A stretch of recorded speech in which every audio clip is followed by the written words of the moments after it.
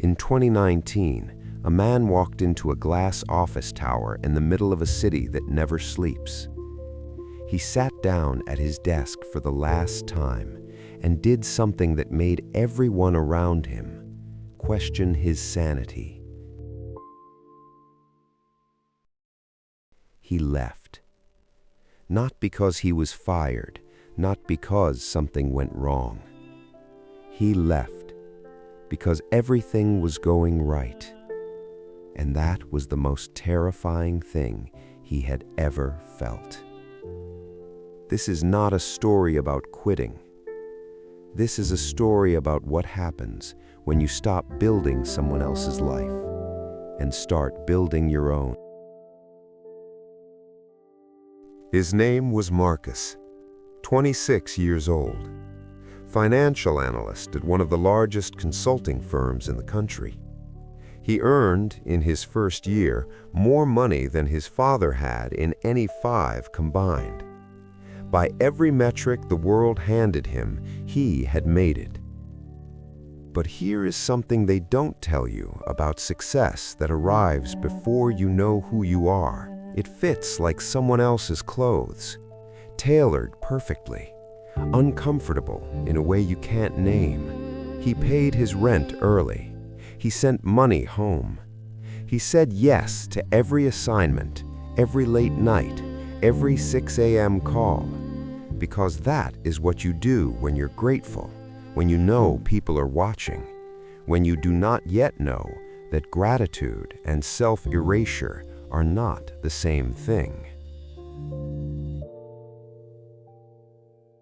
What Marcus wanted, and what he told almost no one, was to build something with his own hands, not models and projections for someone else's billion-dollar decision.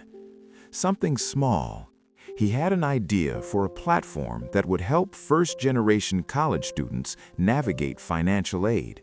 Something he wished had existed when he was 17, sitting in a guidance counselor's office that smelled like stale coffee and false hope, trying to decode documents that seemed designed to confuse. That memory lived in him like a splinter, small enough to ignore, painful enough to never forget. He started building it at night after his real work was done, on weekends, in coffee shops on Saturday mornings before the city woke up.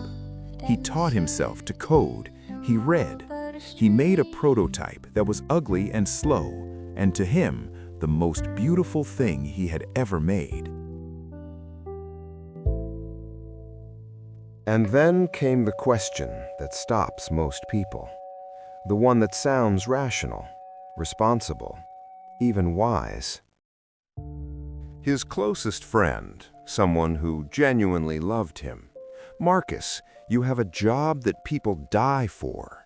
You're 26. You have no product, no funding, no safety net. This is not the time to play startup founder. Build it on the side.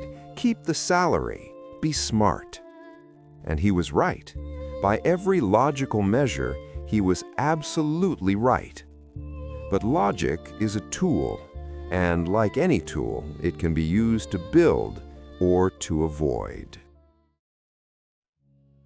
The conflict was not between his dream and his job. The conflict was between who he was becoming and who he was afraid to be. Staying was safe. Staying was also, slowly, politely, professionally, erasing him. The turning point did not announce itself. It rarely does. It was a Tuesday night. A project he had spent 4 months on was being presented to executives he would never meet. His name was not on the slide deck, and he realized it never would be. Not out of malice, not because anyone had wronged him, simply because that was the architecture of the place. He did not make a dramatic decision. He did not flip a table or send an angry email. He opened a new document. He wrote down his resignation date, 6 weeks out. He gave himself time to prepare. He saved 3 months of expenses. He finished his projects well, and on a quiet Friday morning in March, he handed in a letter that was 2 sentences long. I will not tell you it was easy.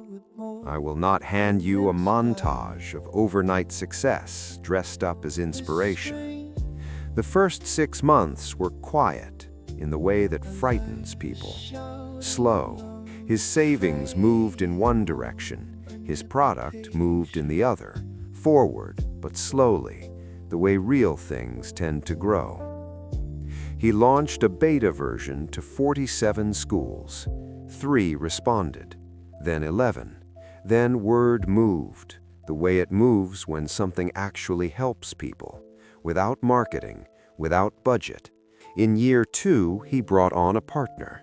In year 3, they raised a small seed round, not from chasing investors, from being found. Today, Marcus earns more than he did in consulting.